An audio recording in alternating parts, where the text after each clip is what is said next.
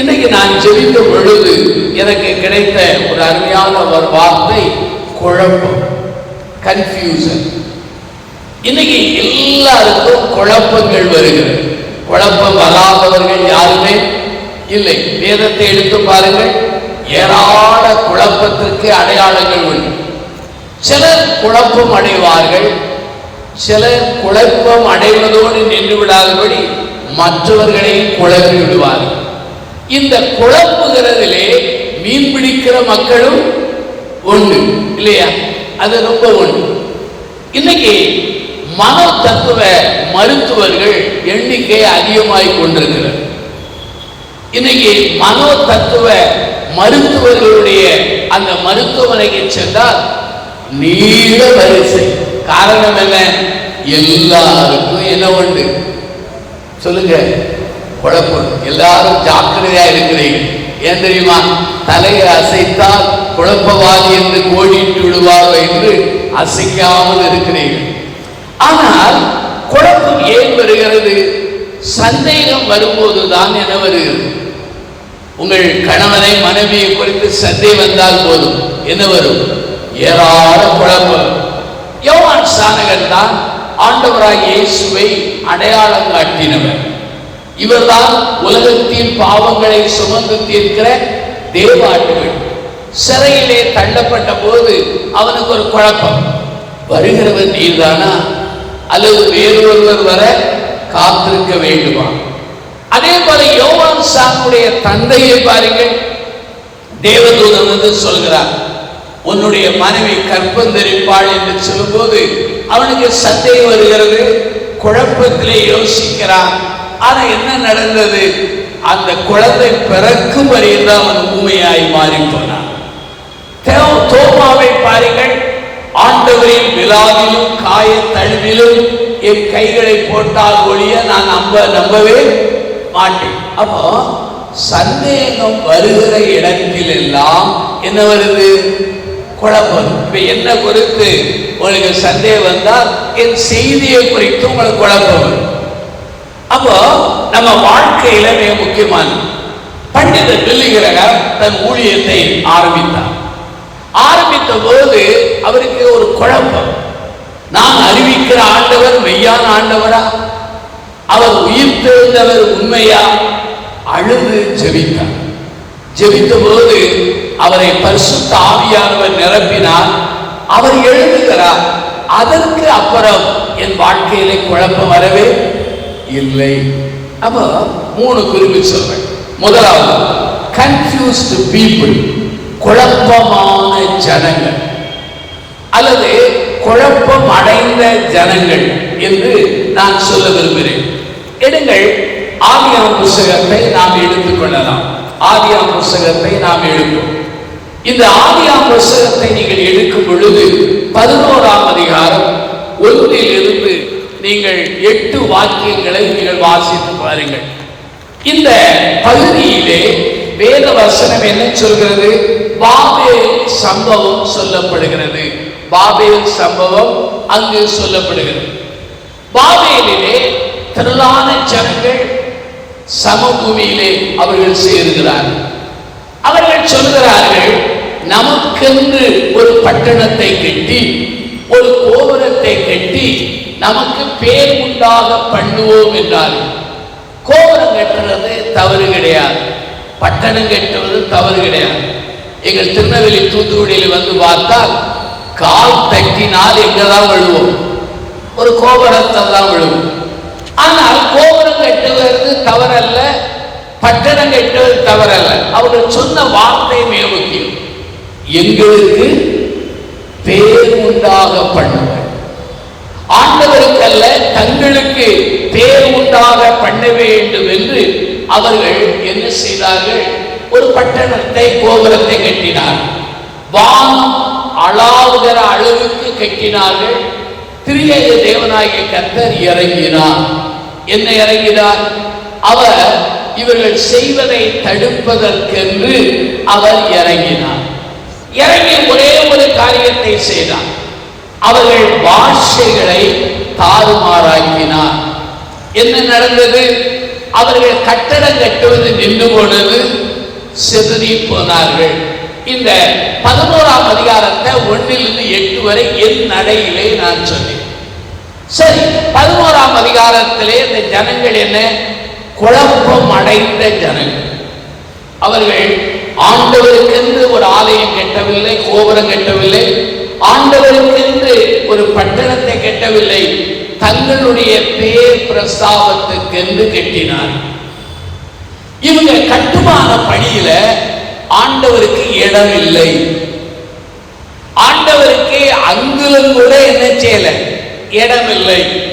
ஆங்கிலத்தில் சொல்ல வேண்டும் என்றால் அதாவது செல்ஃப் கான்சியஸ் பீப்புள் என்று சொல்லலாம், அதாவது செல்ஃப் கான்பிடன்ஸ் பீப்புள் என்று சொல்லலாம். அதாவது சுய நம்பிக்கை உள்ள ஒரு ஜனங்கள். ஆண்டவரை தேடவில்லை, ஆண்டவருக்கு இடம் கொடுக்கவில்லை, ஆண்டவருக்கு தங்கள் வாழ்விலே பங்களிக்கவில்லை, ஆனால் தாங்களே கட்டினார்கள். அருமையான சகோதரனே, சகோதரியே, ஆண்டவரை விட்டுவிட்டு ஏதாவது ஒன்று செய்தால் நமக்கு அதிலே காரியம் சித்தி வராது.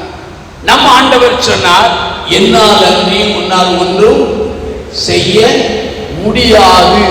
அப்படியானால் நானும் நீங்களும் பூஜ்யம் தான். ஆண்டவரோடு சேர்ந்தால் நமக்கு மதிப்பு உண்டு.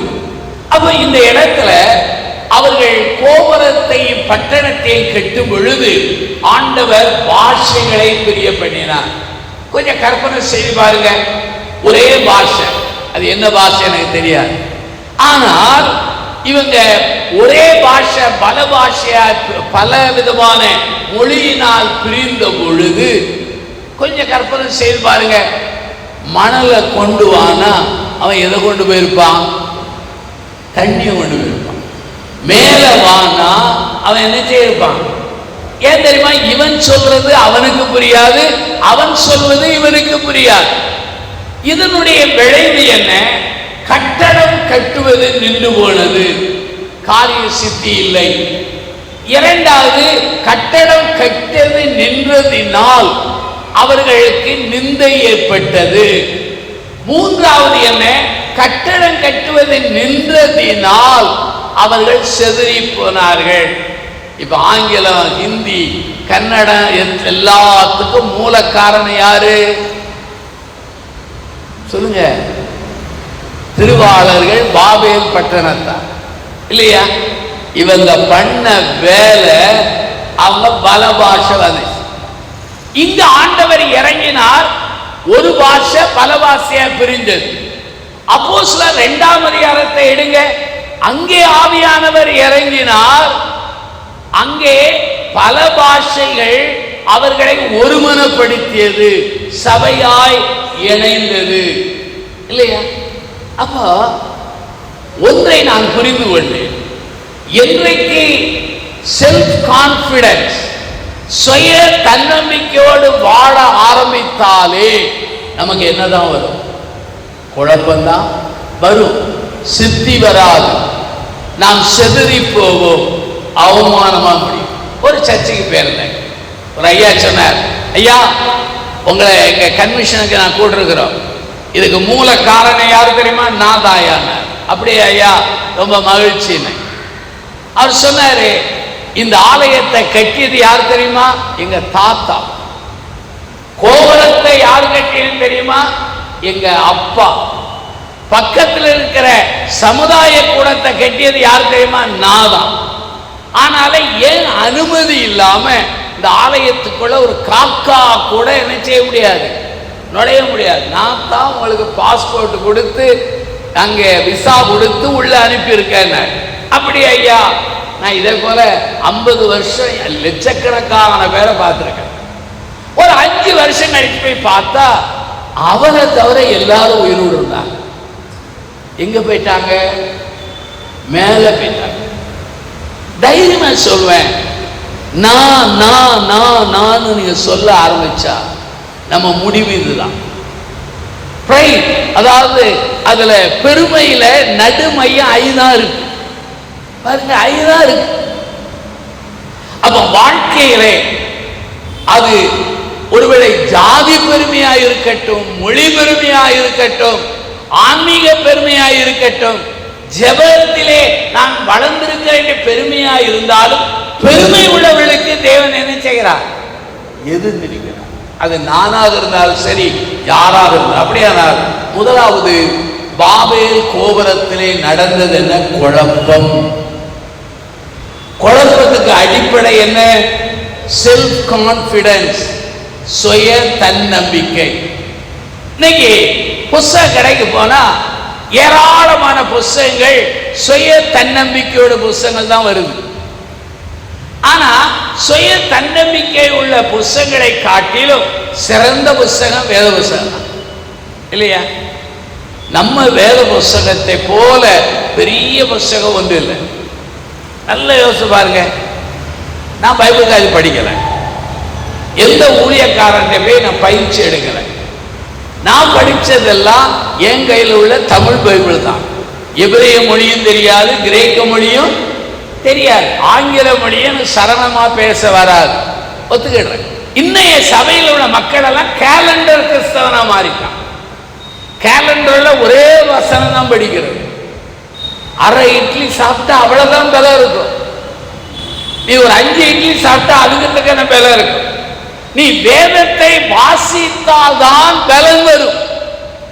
பைபிள்ல பவுல் எழுதுகிறார், என்னை நீங்கள் கட்டலாம், வசனத்தை கட்ட முடியாது. அப்ப வசனத்தை யாராலும் எவராலும் கட்டவே, அது ஊனையும் உடலையும் இருதயத்தையும் உள் இருதயங்களையும் நரம்புகளை கூட அது கடந்து போகும். ஹல்லேலூயா. அப்ப என்ன அர்த்தம்? இந்த வேதத்தை படிச்சாதான் நமக்கு கான்பிடன்ஸ் வரும். நம்பிக்கையிலே, அதாவது நம்பிக்கையிலே 3ஆக நான் பிரிக்கிறேன். முதல் காரியம் செல்ஃப் கான்பிடன்ஸ். அதுக்கு உதாரணம் யாரு? பாபேல் கோபுரம். இரண்டாவது கான்பிடன்ஸ், நம்பிக்கைன்னு ஓவர் செல்ஃப் கான்பிடன்ஸ். சிலருக்கு சைக்கிளே ஓட்ட தெரியாது, கேட்டா சொல்லுவாங்க விமானம் ஓட்டுவேன் பாங்க.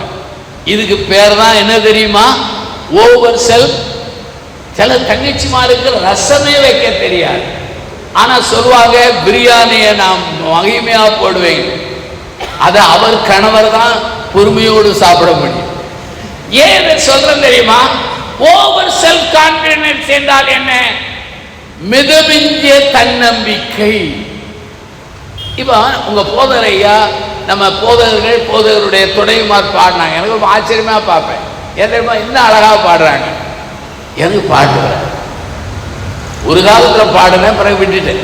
ஏன்னா ஏன் பாட்டை பாடுனா, நம்ம ராஜா ஏறுன ஒரு வாகனம் என்ன செய்யும், எதுக்கு அது வரணும் சொல்லி விட்டுட்டேன். எனக்கு ஒரு பாட ஆரம்பிச்சா ஒரு ராகத்துல ஆரம்பிச்சு இன்னொரு ராகத்துக்கு போயிடும். ஆனால அதை விட்டுட்டேன். நான் பாடுறதெல்லாம் பாத்ரூம்ல பாடுவேன். ஏன்னா யாருக்கும் நான் குளிக்கிற தண்ணி சொத்தம் வெளியில் வராது, அதனால பாடுவேன். ஏன் தெரியுமா?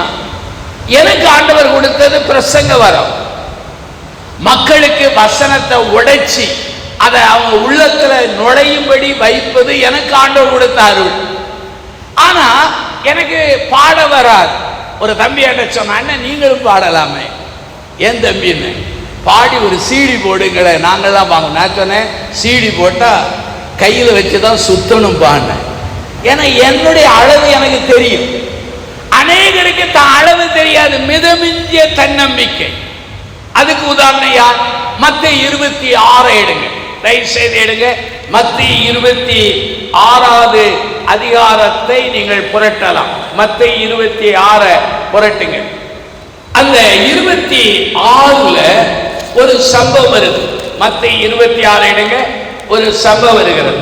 26 அந்த 26ல பாருங்க, 21லே 30 அவர்கள் தோத்திர பாட்டை பாடின பின்பு ஒலிவ மலைக்கு புறப்பட்டு போனார்கள்.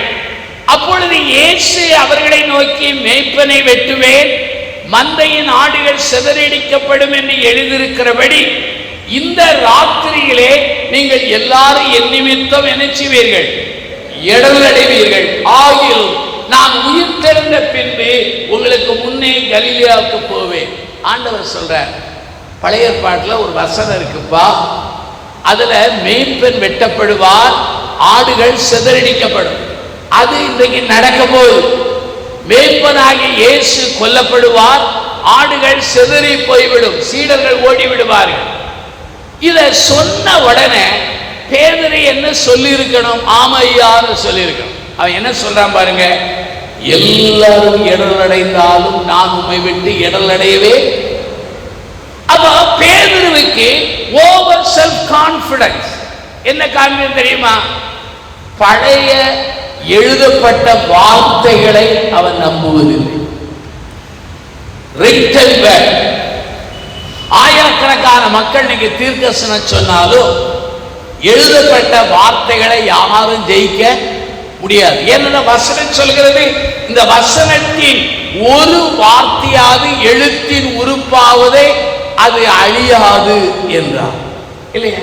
அப்போ என்ன அர்த்தம்? பைபிள்ல என்ன சொல்லப்பட்டிருக்கிறது? இவனுக்கு ஆண்டவர் சொன்னார் எழுதப்பட்ட வேத வார்த்தை. பழைய ஏற்பாட்டில் ஒரு தீர்க்கதரிசன வார்த்தை. பழைய ஏற்பாட்டின் தீர்க்கதரிசனம் ஒன்று கூட கரையில் விழுந்ததில்லை. இயேசுவின் வாழ்க்கையிலே நடந்தது எல்லாமே பழைய ஏற்பாட்டின் தீர்க்கதரிசனம் தான். அப்போ முதலாவது ஓவர் செல்ஃப் கான்பிடன்ஸ், மிதமிஞ்சிய சுய தன்னம்பிக்கையினுடைய முதல் அடையாளம் என்ன? எழுதப்பட்ட வார்த்தையை நம்ப மாட்டார். இரண்டாவது, ஆண்டவர் சொன்னார் 34, இந்த ராத்திரியிலே சேவல் கூவுவதற்கு முன்பாக நீ என்னை 3 தரம் என்ன செய்வாய்? இப்ப ஒரு கேள்வி கேட்கிறேன், ஏன் சுவாமி எப்ப தீர்க்கதரிசனம் சொன்னாரு? யாருக்கு தெரியாது. அவர் வாயிலிருந்து வந்ததெல்லாம் என்னதான். ஆனா எங்களை போல ஊழியக்கார வாயிலிருந்து வந்ததெல்லாம் தீர்க்கதரிசனம் நம்பாதங்க. ஆண்டவர் வாயிலிருந்து வந்தது தீர்க்கதரிசனம். ஆனா என்ன வந்து ஆண்டவர் சொன்னார், பேதுருவே இந்த ராத்திரியிலே சேவல் கூவுவதற்கு முன்பாக நீ 3 முறை மறுதலிப்பாய். அப்ப மிதமிஞ்சிய தன்னம்பிக்கையின் இரண்டாவது அடையாளம் என்ன? முதல் அடையாளம் எழுதப்பட்ட வார்த்தையை நம்ப மாட்டார்கள். இரண்டாவது, ஆண்டவரின் வார்த்தையாகிய தீர்க்க தரிசனத்தையும் நம்புவதில்லை. ஆண்டவர் சொன்னது என்னைக்காவது தரையில விழுந்துச்சா? நீங்க போங்க, அங்க ஒருத்தன் குடத்தை தூக்கிட்டு போவான், அவன் பின்னால போங்க, அவன் ஒரு மேல் வீட்டறையை காட்டுவான், அதிலே நீங்கள் எனக்காக பந்தியை ஆயுதப்படுத்து. நடந்தது. பேதுருவே நீ போ, ஒரு தூண்டியலை பிடித்து கொண்டு போ, கடலில் பிடி, முதலாவது அகப்படுகிற மீனின் வாயை திறந்து பார், ஒரு வெள்ளிப்பணம் இருக்கும், அதிலே உனக்கும் எனக்கும் சேர்த்து என்ன செய், வரி செலுத்து. சொன்னது நடந்தது. அப்போ இங்கே இருவழி சந்தியிலே கழுதை கட்டப்பட்டிருக்கும், அதை அவிழ்த்து அப்படி நடந்தது. அப்போ மிதமிஞ்ச அந்த நம்பிக்கையின் முதல் அடையாளம் என்ன? எழுதப்பட்ட வார்த்தையை நம்ப மாட்டார்கள். இரண்டாவது, கிறிஸ்துவின் வார்த்தையை நம்ப மாட்டார். மூன்றாவது, மிதமிஞ்சிய தன்னம்பிக்கையின் மூன்றாவது காரியம் என்ன தெரியுமா? அவன் சொன்னான், ஆண்டவரே எல்லாரும் இடரடைந்தாலும் நான் இடரடையவே. எல்லாரும் விழுந்து போவாங்க, நான் விழுந்து போவேன். தன்மேலே மிதமிஞ்சிய தன்னம்பிக்கை. முடிவு என்ன? பேதுரு மறுதலித்தான், ஆண்டவரை தெரியாது என்று சபித்தான், சத்தியம் பண்ண தொடங்கினான். முதல் காரியம், அதாவது செல்ஃப் கான்பிடன்ஸ், சுய தன்னம்பிக்கை. அதற்கு அடையாளம் அங்கே யார் என்றால் பாபேல் கோபுரம். மிதமிஞ்சிய தன்னம்பிக்கைக்கு அடையாளம் யார்? பேதுரு. இன்னொரு தன்னம்பிக்கை இருக்கிறது, கிரைஸ்ட் சென்டர் செல்ஃப் கான்பிடன்ஸ், இயேசுவை மையமாய் வைத்த தன்னம்பிக்கை. பிலிப்பியர் 4:13 பாருங்க, என்னை பலப்படுத்துகிற கிறிஸ்து இயேசுவினாலே எல்லாவற்றையும் செய்ய எனக்கு என்ன உண்டு. இப்போ இந்த வசனத்தை நம்ம இப்ப வெட்ட போறோம்னு சொல்லி பைபிளை வெட்டிடுறாங்க. அதுல என்ன? என்னை பலப்படுத்துகிற கிறிஸ்து இயேசுவினாலே எல்லாவற்றையும் செய்ய எனக்கு என்ன உண்டு.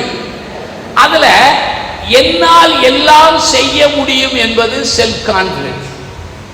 என்னாலே எல்லாவற்றையும் செய்ய முடியும் என்பது ஓவர் செல்ஃப் கான்பிடன்ஸ்.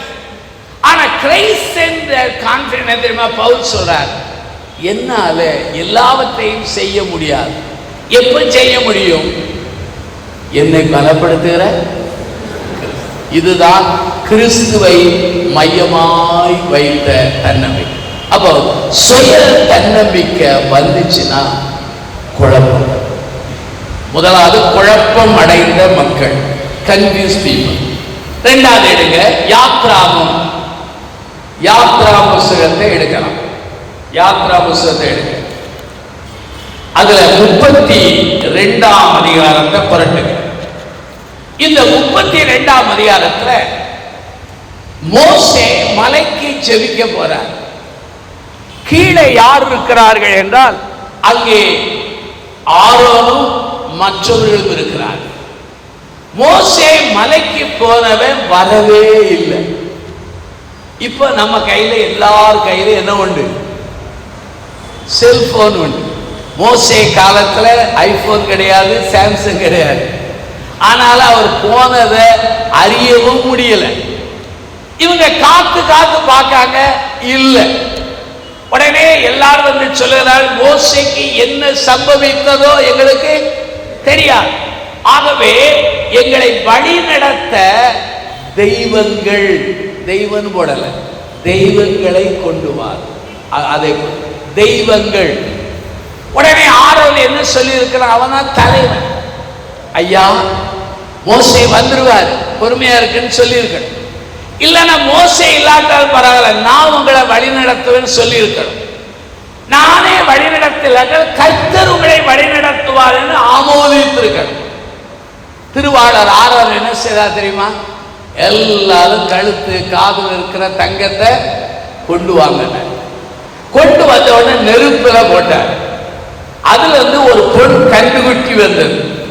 வந்த உடனே அவர் சொன்னாரு, இதுதான். அவரும் அவரோடு சேர்ந்த தலைவர்களும் சொன்னார்கள், இந்த பொன் கண்டுகுட்டி தான் உங்களை எகிப்திலிருந்து வழிநடத்தின தெய்வங்கள் என்றார். இப்ப அதற்கு பண்டிகையை செலுத்தி ஆராதிக்கிறார். மோசே ஜெபிச்சிட்டு இருக்கிறார். ஆண்டவர் சொன்னார், உன் ஜனங்கள் தங்களை கெடுத்துக் கொண்டார்கள். மேலிருந்து கீழே வாரார். யோசுவா சொல்றார், ஐயா அந்த சத்தம் ஜெய சத்தம். இவர் சொல்ல, இல்லை, அவர்கள் கெடுத்துக் கொண்டார். கீழே வந்து பார்த்தால் எல்லாரும் ஆடிக்கொண்டிருக்கிறார். மெய்யான தெய்வத்தை விட்டு ஆடுகிறார்கள். அப்போ இந்த இடத்துல முதலாவது கன்ஃபியூஸ் பீப்புள், குழப்பமான ஜனங்கள். இரண்டாவது கன்ஃபியூஸ் லீடர்ஸ். இன்னைக்கு குடும்பத்தில் நல்ல தலைவர்கள் இல்லை. சபை எடுத்துக்கொண்டாலும் நல்ல தலைவர்கள் இல்லை. சரி, தேசத்தை எடுங்க, அங்கேயும் நல்ல தலைவர்கள் இல்லை. தலைவர்கள் அதிகம், நல்ல தலைவர்கள் இல்லை. ஆனா இந்த ஆரோன் தலைவனாக அழைக்கப்பட்டவன். இந்த தலைவனாய் அழைக்கப்பட்ட ஆரோன் முதலாவது என்ன செய்தார்? ஜனங்களுக்கு பயந்தான். ஒன்று. இரண்டாவது, ஜனங்களுடைய கருத்துகளுக்கு காம்ப்ரமைஸ் பண்ணினான். இரண்டு. மூன்றாவது, ஜனங்களை வழிநடத்த தைரியம் இல்லாதபடி அவன் ஒரு தவறான நிலைக்கு ஒத்து போனான். பழைய காலத்திலலாம் பெற்றோர் சொன்னா பிள்ளைகள் கேட்கும். இப்போ உள்ள தலைமுறை என்னத்துமா, பிள்ளைகள் சொல்றதான் என்ன கேட்பாங்க? சொல்லுங்க. பழைய காலத்துல நம்ம அப்பா நம்மகிட்ட பார்த்து சொன்னா பிடிக்காது, ஆனாலும் பல்ல கடிச்சிட்டு இருப்போம். இப்போ உள்ள பிள்ளைங்க சொல்லுங்க, ஒரே ஒருவரை சொன்ன உடனே சொல்லுவாங்க, stop it, I know everything. அப்பவே புரிஞ்சுக்கணும்னா அவங்களுக்கு ஒண்ணுமே தெரியாது. இதான் இந்த காலம். நம்ம பழைய உறுதி நம்ம வாழ்க்கையில இல்லை. பிள்ளைகள் வந்து ஒன்ன கேட்காங்க, முதல்ல முடியாதுங்கிறோம், பிறகு அவங்க உருண்டு அழுவாங்க, பிறகு நம்ம அதுக்கு வளைகிறோம். அதனுடைய பொருள் என்ன தெரியுமா? நாமெல்லாம் பலமான தலைவர்கள் அல்ல. என்ன தெரியுமா? குழப்பமான. மோசே கேட்கிறார், இந்த ஜனங்களை நீ நிர்மாணமாக்கி விட்டாயே. உடனே அவன் சொல்றான், அவங்க கேட்டாங்க, நான் தங்கத்தை போட்டேன், போட்ட உடனே உள்ள இருந்து என்ன வந்துச்சு? இது உண்மையா? அவன் தான் கருவி வைத்து என்ன செய்தான்? குடிச்சான். அப்போ முதலாவது குழப்பமான ஜனங்கள், குழப்பமான தலைவர். மனசாட்சியை தொட்டு பாருங்க, நாமெல்லாம் குழப்பமான தலைவர்களா? உங்க வீட்டுக்கு நீங்க தான் தலைவர்கள், உங்கள் திருச்சபைக்கு நீங்கள் தான் தலைவர்கள், நம்முடைய நிர்வாகத்திற்கு நாம் தான் தலைவர்கள். நாம் எடுக்கிற முடிவுகள் எதிர்காலத்தை என்ன செய்யும்? பாதிக்கும். அதனால ரொம்ப ஜாக்கிரதையாக இருக்க அழைக்கப்படுகிறோம். இதுக்கு ஆர்வம் செய்த காம்ப்ரமைஸ், ஒத்து போனான், பயப்பட்டான், தைரியத்தை இழந்தான், அவர்களை தவறான வழியிலே நடத்தி. எவ்வளவு குழப்பம் பாருங்க, குழப்பமான ஜனங்கள். சரி, இந்த இஸ்ரவேல் ஜனங்களுக்கு தங்க எங்க இருந்து வந்துச்சு? எகிப்தை விட்டு போகும்போது ஆபிரகாமுக்கு ஆதியாகமம் 15 சொன்னார், இந்த ஜனங்கள் வெளியே 400 வருடங்கள் கழித்து வரும்போது மிகுந்த பொருட்களோடு வருவார்கள். முதல் பிள்ளை இறந்து போச்சு, எகிப்தியர்கள் பயந்தாங்க, எங்களை விட்டு போயிருன்னு சொல்லி அனுப்பிட்டாங்க. இவங்க என்னென்னலாம் கேட்டாங்களோ அத்தனை என்ன செய்தாங்க? பொண்ணு வெள்ளி எல்லாம் கொடுத்தாங்க. அந்த பொண்ணு வெள்ளி தான் எதா மாறியது. அப்போ நான் சொல்ற கருத்தை கொஞ்சம் சிந்திச்சு பாருங்க. ஒரு காலத்திலே தேவன் ஆசீர்வாதமாய் கொடுத்த காரியங்கள் இன்னொரு காலத்திலே விக்கிரகமாக மாறிவிடுகிறது. கணவன் ஆண்டவர் கொடுத்த ஆசீர்வாதம், மனைவி ஆண்டவர் கொடுத்த ஆசீர்வாதம், பிள்ளைகள் ஆண்டவர் கொடுத்த ஆசீர்வாதம். இந்த ஆண்டவர் கொடுத்த ஆசீர்வாதங்களுக்காக ஆசீர்வதிக்கிற தேவனை மகிமைப்படுத்த விட்டுவிட்டு நாம் வாழ ஆரம்பித்தால் இந்த ஆசீர்வாதமே நம்மை ஆண்டவருடைய பிரசன்னத்தை இழக்க வைக்கிற விக்கிரகமாக மாறிவிடும். ஆண்டவர் எனக்கு ஊழியம் தந்தார், இதையும் நான் விக்கிரம் ஆக்குனா பிரசனம் போயிடும் இல்லையா?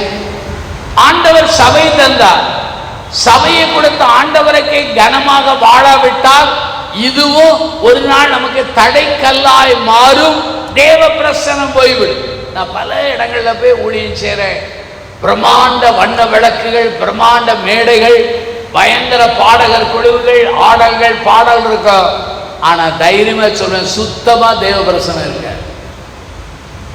சின்ன இடத்துல 10 பேர் இடத்துல போய் பார்ப்பேன், பாட்டு இருக்காது, இசை இருக்காது, படிப்பு இருக்காது, நல்ல ஆடை கூட இருக்காது. ஆனா அவங்க ஜெபம் பண்ண ஆரம்பித்தால் பிரசன்னம் என்ன செய்யும்? வழிந்து ஓடும். அருமையான சகோதரனே, சகோதரியே, தைரியமாய் சொல்கிறேன், you cannot create God's presence. தேவனுடைய பிரசன்னத்தை உன்னால் உருவாக்க முடியாது. தேவன் இறங்கினால்தான், அசைவாடினால்தான், அங்கு தங்கினால்தான் என்ன வரும்? என்ன வரும்? கொஞ்சம் யோசிச்சு பாருங்க. ஒரு 30-40 வருஷமா நீங்க ஜெபம் பண்ண ஆரம்பிச்ச உடனே தேவ பிரசன்னம் வரும், கண்ணிலிருந்து கண்ணீர் வரும், நம்முடைய உடலெல்லாம் சில்லரிக்கும். இப்ப எத்தனையோ பாட்டு பாடுறோம், முட்டுறோம், மோதுறோம், ஒரு பிரசனம் இல்லை. ஆனால் இந்த இடத்துல தேவ பிரசனம் இழந்து போனார். இந்த தேவ பிரசனம் இழப்பதற்கு காரணம் என்ன? அங்கே குழப்பமான தலைவர்கள். ஜனங்களை நான் குறை சொல்ல மாட்டேன், யாரை தான் சொல்லணும். ஜான் மேக்ஸ்வெல்னு ஒருத்தர் உண்டு, அவர் லீடர்ஷிப்னு அந்த பைபிள்லாம் எழுதுவார். நான் அவருடைய புத்தகத்தை அதிகமாக வாசிப்பேன். அந்த ஜான் சி மேக்ஸ்வெல் எழுதுறாரு, பழைய காலத்துல 100 ஆடுகளை ஒரு மேய்ப்பன் மேய்த்தான். அவர் ஒரு போதகர், ஆனா லீடர்ஷிப் பத்தி எழுதார். அதே ஜான் சி மேக்ஸ்வெல் எழுதுறாரு, இப்போது 100 சிங்கங்களை ஒரு ஆடு மேய்க்கிறது. அப்ப என்ன அர்த்தம்? கொஞ்சம் கவனம் குறைந்தால் ஆடுகள் என்ன ஆயிரும்? போதகரை கடிச்சு துப்பி என்ன ஆயிரும்? எலும்புதான் இருக்கும். அப்ப என்ன அர்த்தம் பாருங்க, தலைமைத்துவம் எவ்வளவு மாறுகிறது. நல்ல தலைவர்கள் எழும்பும். தலைமைத்துவம் ஒரே நாள்ல வராது. தெய்வத்தோடு உள்ள உறவுல, தேவ வார்த்தையை படிப்பதினாலே, தேவனுக்கு நீ நடுங்கி ஜீவிப்பதினாலே உனக்கு தலைமைத்துவ பண்பு. தலைமைத்துவ பண்பு என்பது தலைமுறை தலைமுறையாய் வராது, படிப்பதினால் வராது, அல்லது வேறு யாரால் வருது, ஆண்டவரால் வருது. அப்போ முதலாவது சொன்னேன் குழப்பமான ஜனங்கள், இரண்டாவது குழப்பமான தலைவர். நமக்கு நல்ல தலைவர் யார் தெரியுமா? ஆண்டவராக. அவர்தான் பிரதான மேய்ப்பர். ஏன்டானே சொல்லுவாங்க, பிரதர் நீங்க பழைய காலத்து பிரசங்க, ஆனால உங்க பிரசங்க எங்க காலத்துக்கு ஒத்தே வராது. நான் சொல்ல உண்மைதாயா, நான் பழைய காலத்து பிரசங்க. என் கையில உங்க கையில் உள்ள பைபிள் பழைய காலத்து பைபிள். அதே போல நான் வணங்குற இயேசு சாமியும் எப்போது ஆண்டவர் சொல்லுங்க, பழைய காலத்து ஆண்டவர்.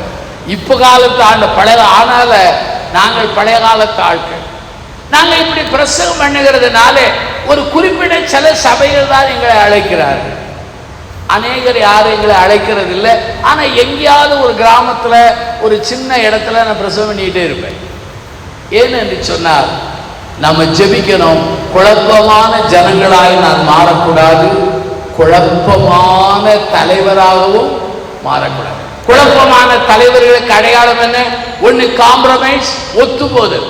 ஒத்து போதல ரெண்டா பிரிக்கலாம். நல்லதுக்கு ஒத்து போகலாம், கெட்டதுக்கு ஒத்து போகவே கூடாது. ராங் திங் ஒத்து போக கூடாது. அதே சமயத்தில் குழப்பமான தலைவர்களுக்கு இன்னொரு அடையாளம் என்ன? பயம். இன்னொன்று என்ன தெரியுமா? அவர்களுக்கு ஜனங்களுடைய எல்லா ஜனங்களை அவர்கள் தேவன் மேல் இருக்கிற நம்பிக்கை குறைவதினால். ரெண்டு காரியம் சொல்ல, மூணாவது காரியத்தை சொல்ல போற. இந்த வசனம் கொஞ்சம் விசித்திரமான வசனம். எடுங்க பாப்போம். ஓசியா 11ஆம் அதிகாரம் 8. ஓசியா 11:8 வாசிங்க. அத நானே வாசிக்கிறேன். ஓசியா 11:8 வாசிக்கலாம். எப்ராயிமே, எப்ராயிமே, நான் உன்னை எப்படி கைவிடுவேன்? என்னமா? இஸ்ரவேலே, நான் உன்னை எப்படி ஒப்புக்கொடுப்பேன்? நான் உன்னை எப்படி ஆத்மாவை போலாக்குவேன்? நான் உன்னை சேவாள் போல் வைப்பேன், என் இருதயம். இத கோடு போடுங்க. ஆண்டவர் சொல்றாரு, குழப்பமான ஜனங்கள் மாத்திரமல்ல ஐயா, குழப்பமான தலைவர்கள் மாத்திரமல்ல, அவரே என்ன செய்தாரு? உங்க பைபிள்ல இருக்கா இல்லையா? சொல்லுங்க. யாருக்கு குழப்பம்? அவர் சொல்றார். ஓசியா ஒரு அன்பின் தீர்க்கதரிசன புத்தகம். அப்ப ஓசியாவில் ஆண்டவர் சொல்றாரு, இஸ்ரவேலை நான் உன்னை எப்படி ஒப்பு கொடுப்பேன், எப்ராயிமே உன்னை எப்படி கைவிடுவேன்? உன்னை குறித்து என் இருதயம் எனக்குள் என்ன செய்கிறது? குழம்புகிறது. உன்னை நான் ஆத்மாவை போலவும் சேமாவை போலவும் எப்படி ஒப்பு கொடுப்பேன்? உன்மேல் நான் கொண்ட பரிதாபம் என்னைக்குள் ஏகமாய் பொங்குகிறது. ஒரு வேதப்பட்டதை எழுதுவது சொல்றாரு, இந்த ஆத்மா, அதே சேபா, இதெல்லாம் சோதோம் குமரா பட்டணத்து பக்கத்தில் இருக்கிற பட்டணங்கள். சோதோம் குமாராவை ஞாபகப்படுத்துறதுக்கு அது பக்கத்தில் உள்ளது சொல்றார். உன்னை எப்படி நான் சோதோம் குமாராவை போல ஒப்பு கொடுப்பேன்? உன்னை குறித்து என் இருதயம் குழம்புது. ஏன் குழம்புது? நானும் நீங்களும் செய்த அக்கிரமத்துக்காக என்னையும் உங்களையும் அவர் பூமியை பிளந்து நிரப்ப வேண்டும், இல்லாவிட்டால் அடித்து கொல்ல வேண்டும். ஆனால் நம்மளை அவர் கொல்லல. ஏன் தெரியுமா? அவருடைய இருதயம் குழம்பு. தண்டிப்பதா மன்னிப்பதா? தண்டிப்பதா ஆசீர்வதிப்பதா? பெரிய குழப்பம். அவருக்கு வேற எந்த குழப்பம் இல்லை. இறையில் குழப்பம் இல்லை, என்னை உங்களை படைத்ததிலே குழப்பமில்ல. நானும் நீங்களும் செய்த அக்கிரமங்கள், அநியாயங்கள், நம்முடைய நினைவுகளில், பார்வைகளிலே, உணர்வுகளிலே நம்முடைய எழுந்தின எல்லா காரியத்தை பார்ப்போமானால் அவர் என்னை உன்னை எங்களை கொண்டு போட வேண்டும். கொண்டு போட முடியல. ஏன் தெரியுமா? என் மேலே உங்கள் மேல் கொண்ட பரிதாபம், அந்த அன்பு பொங்கு.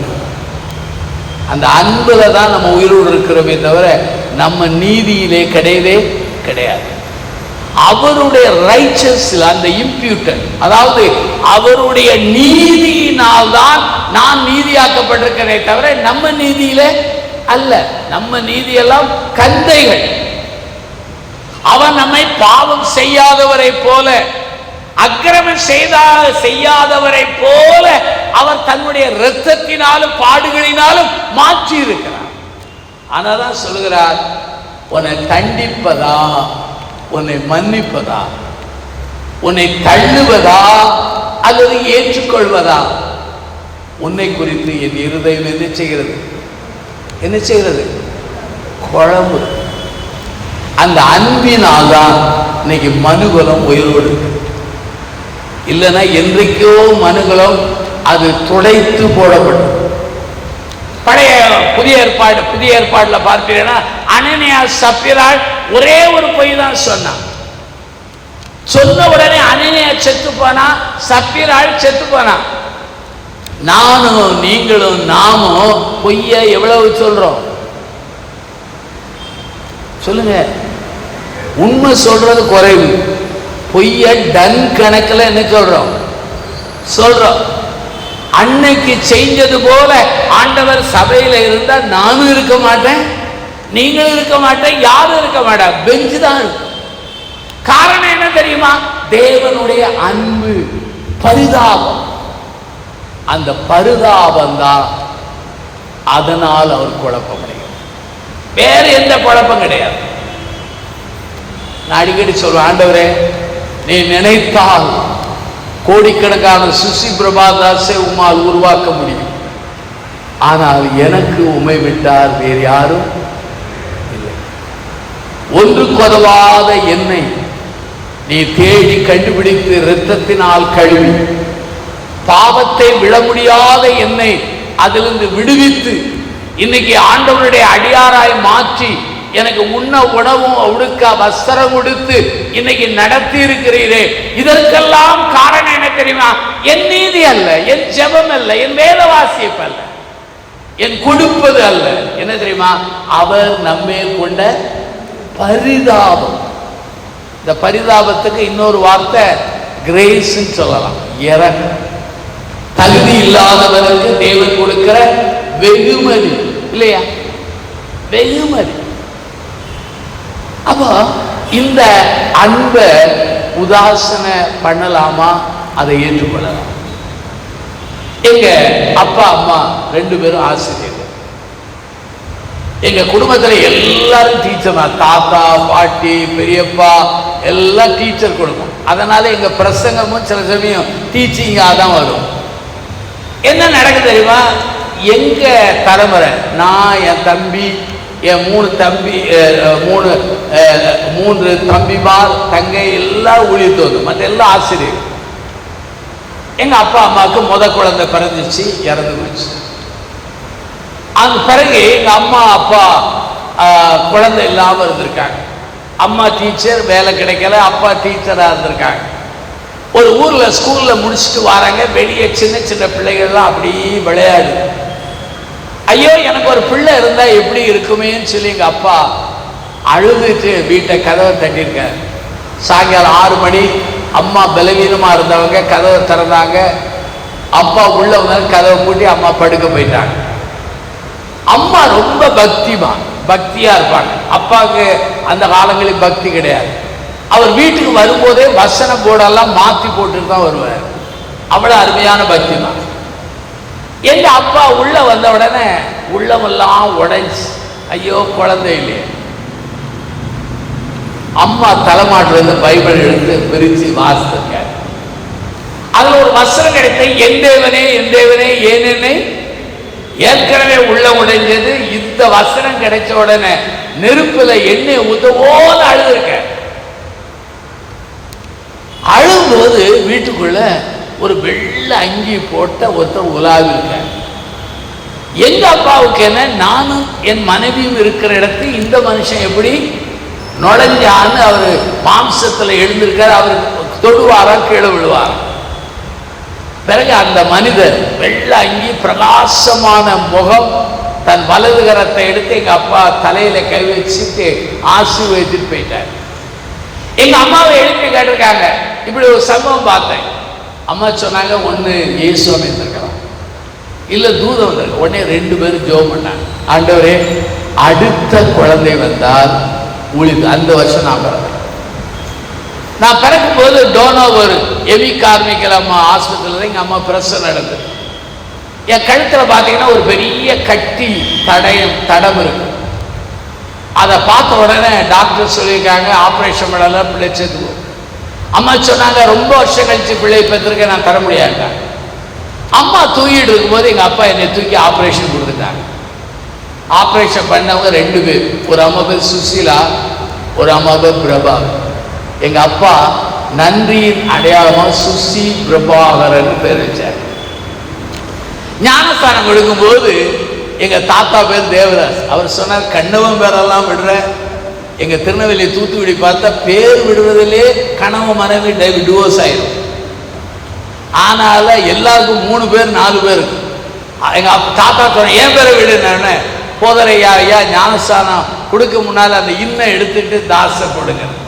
நான் எங்கள் அப்பாட்ட அடிக்க சொல்ல, இதோடு நிறுத்திக்கிட்டீங்க, இன்னொன்று ட்ரெயின் போல வரும் இல்லையா. அநேக ஊரில் எனக்கு மணியாடு அனுப்புவாங்க, சிஸ்டர் சுசி பிரபாகர் தாஸ். நான் மணியாடு வாங்கிட்டு போய் அவங்கள்ட்ட போய் முகத்தை காட்டுவேன், ஏமா நான் சிஸ்டர் இல்லை பிரதர். ஏன் தெரியுமா, இந்த பேர் அப்படி ஆயிடுச்சு. கல்லூரி படிக்க வந்தேன். கல்லூரி படிப்பு வந்த உடனே அம்மா சொன்னாங்க, உன்னை ஊழியத்தை ஒப்படுத்தி. யாரை கேட்டு ஒப்படுத்தீங்க? சண்டை முடியாதுன்னு மறுத்தேன். எனக்கு ஒரு நண்பர் கிடைத்தார். அவர் மாற்று மதத்தின் நண்பர், ரொம்ப நெருங்கியவன். பிஎஸ்சி தேர்ட் இயர் படிக்கிறேன். அவன் கேட்டான், சுசி இயேசுசாமியை பார்த்துருக்கியா? இல்லை. இயேசுசாமி சத்தத்தை கேட்டிருக்கா? இல்லை. ஒருத்தர் உயிரோடு இருந்தா பார்க்கலாம், அல்ல சத்தம் கேட்கலாம். உன் ஆண்டவர் இல்லவே இல்லை. அவனோடு சேர்ந்து தெய்வம் இல்லை என்று சொல்லிக்கொண்டே இருந்தேன். ஆனால் இது வெளியே சொல்வேன், வீட்டில் சொல்ல மாட்டேன். சொன்னால் சாப்பாடு கிடைக்காது. எங்கள் அம்மா வெளியே போகும்போது ஒரு சின்ன கிதியோன் என்கிற ஒரு ஸ்தாபனத்தால் வெளியிட்ட புதிய ஏற்பாட்டை என் கையில் கொடுப்பாங்க. அம்மாவுக்காக கையில் வைப்பேன். ஆனால் வெளியே போன உடனே வேட்டியிலே மடிந்து கொள்வேன். ஒரு நாள் அந்த நண்பர் சொன்னான், ஒரு பெண் திருப்பதியிலிருந்து வருகிறார். எதுக்குன்னு கேட்டேன். அவள் ஒருவனை கண்டால் கடந்த காலம், நிகழ்காலம், எதிர்காலம் சொல்வார். நானும் என் தம்பி ஒருவனும் கொஞ்சம் பணத்தை திருடிக்கிட்டு எதிர்காலத்தை கேட்க போறோம். இவர் தான் பேசல, அவராவது பேசிட்டு போனா நாங்க 2 பேர் எண்ணி நாங்க 100 பேர் கியூல நிக்கிறோம். அந்த பெண் உட்கார்ந்தாள், ஏதோ உச்சரித்த. எல்லாரும் அவன் முன்னால போய் உட்கார்ந்தாங்க, பணம் வைத்தார்கள். வைத்த போது அவள் கடந்த காலம், நிகழ்காலம், எதிர்காலம் சரியாய் சொன்னாள். என் முறை வந்தது. அவள் முகத்தை பார்த்தேன். அழகான முகம். அந்த ஆவி இறங்கியதுனாலே அகோரமாக இருந்தது. சின்ன வயசுல எனக்கு பயந்த சாபம், கண்ணை மூடிக்கிட்டேன். ஆனா பையிலிருந்து 20 ரூபா எடுத்து வச்சேன். அந்த காலத்துல 20 பெருசு இல்லையா. அவ உச்சரித்தார். ஏதாவது சொல்லுவான்னு அவர் சொன்னான், இவனுக்குள் வெளிச்சம் இருக்கிறது, இவனை கழுத்தி பிடித்து தள்ளுங்கள். நான் சொன்னேன், எனக்கு வெளிச்சம் இருக்க வாய்ப்பு இல்லை, இயேசுவை ஏற்றுக்கல. கூட ஒரு 10 ரூபா ஆச்சு. நடந்தது சொல்றேன். அவ 30 பார்த்தோன்னு வேகமாக உச்சரித்தாள். உச்சரித்த பொழுது நான் சொல்லி விடுவாள் என்று பார்க்கிறேன். இருந்த இடத்திலிருந்து 7 அடி தொலைவிலே தூக்கி எறியப்பட்டார். இவனுக்கு நான் எதிர்காலத்தை சொல்லும் போதெல்லாம் என்னை ஒரு வெளிச்சம் தாக்குறது, என்னை பிடித்து தள்ளுங்கள் என்றார். அவனுடைய அடியாட்கள் என் பெடரியில கை வச்சாங்க. அப்படி தள்ளி வெளியே கொண்டு விட்டாங்க, கதவு பிடிட்டாங்க. என் தம்பி உள்ளே இருந்தால் அவனுக்கு அவள் எதிர்காலத்தை சொன்னார். எனக்கு எதிர்காலம் கேட்கலன்னு வருத்தம் இல்லை, 30 ரூபா போச்சு, ஐயோ அதை எடுக்கிறதுக்கு முன்னால தூக்கிட்டானேன்னு சொல்லி ஆண்டவரை வெளியே வந்து திட்டுறேன். ஏசுவாமி நீரும் பேச மாட்டேன், பேசுறவங்களே நினைக்க வேண்டிய ஏயா அந்த படம் அவளை திட்டுறேன். தற்செயல கை வேட்டியில படிச்சு என்ன இருந்துச்சு, புதிய இருப்பான். என் தம்பி வந்தோன்னு கேட்டேன், வாண்ட பைபிள் இருக்கா? இல்லை. அப்பந்தான் ஆவியானவர் என் உள்ளத்தை உடைச்சார். ஒன்னிலே வெளிச்சம் அல்ல, இதிலே வெளிச்சம். அந்த பைபிளை திறந்த அந்த ஆங்கில வேதாமத்திலே ஒரு வசனம் கிடைத்தது. I have selected you from the world. நான் உன்னை உலகத்தில் தெரிந்து. என்னோடு ஆண்டவர் பேசினது போல இருந்தது. அந்த விளக்கு கம்பத்தில் அழுத, ஐயோ நான் செய்த துரோகத்திற்கு என்னை தண்டிக்கணும், என்னோடு பேசினீரே, உம்முடைய கைகளில் என்னை ஒப்பு கொடுக்கிறேன், ஒப்பு கொடுத்தேன். அன்றைக்கு இயேசுவை ஏற்றுக்கொண்டேன், ரட்சிப்பின் நிச்சயத்தை பெற்றுக்கொண்டேன், ஆவியானவரால் ஆழப்பட்டேன். அன்றிலிருந்து இன்று வரையிலும் ஊழியம் செய்யும். அருமையானவர்களே, நான் செய்த அக்கிரமத்துக்கும் நான் செய்த துரோகத்திற்கும் ஆண்டவர் என்னை தண்டித்திருக்க வேண்டும். ஆனா தண்டிக்கல, என்மேல் கொண்ட பரிதாபம். தம்பி தங்கச்சி, உன்னை குறித்து அவர் குழம்பிக் கொண்டிருக்கிறார். உன்னை தண்டிப்பதா மன்னிப்பதா, உன்னை கொண்டு கொள்வதா அல்லது கீழாக்குவதா, உன்னை சிதறடிப்பதா அல்லது வேதனைப்படுத்துவதா? இந்த குழப்பத்திலே அவர் எடுத்த முடிவு என்ன தெரியுமா? உன்மேல் நான் கொண்ட பரிதாபம் ஏகமாய் பப்ளி அப்படியே பொங்குது இல்லையா? இந்த அன்புக்கு நீ ஒப்புடுக்க. எத்தனை குறிப்பு சொன்ன? இப்ப எல்லாருக்கும் குழப்பம் வந்துச்சு இல்லையா? முதல் கருவு குழப்பமான ஜனங்கள், குழப்பமான தலைவர்கள், குழப்பமான தெய்வம். குழப்பமான ஜனங்களோடு வந்த உன்னை, குழப்பமான தலைவராயிருந்த உன்னை ஆண்டவர் ஏற்றுக்கொண்டு மாற்றம் போகிறார். நீ செய்ய வேண்டியது, ஆண்டவரை நான் பாவி என்னை ஒப்பு கொடுக்கிறேன் என்று சொல், உன்னை மாற்றும். எல்லா குழப்பத்துக்கும் கேள்விக்கும் ஆண்டவர் இந்த ராத்திரியிலிருந்து பதில் தருவார். எழுந்திருப்போம், பிரார்த்தனை செய்வோம்.